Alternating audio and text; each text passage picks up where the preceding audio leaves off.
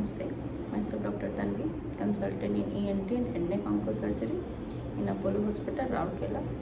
Today I am going to discuss about earwax and the issues concerned.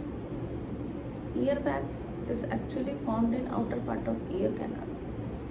In majority of people, it migrates by itself, but in minority of people, there is dry wax formation and it gets compacted, which may lead to hearing loss or ulceration of meatal skin.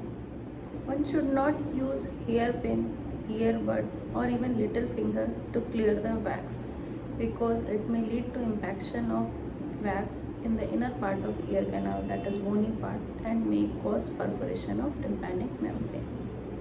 If you have problem of dry wax, and it is advisable to take wax dissolvent and then visit ENT consultant so that he may clean it by suction clearance or syringe.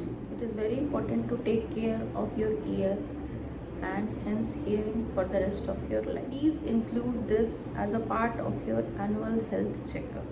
Thank you.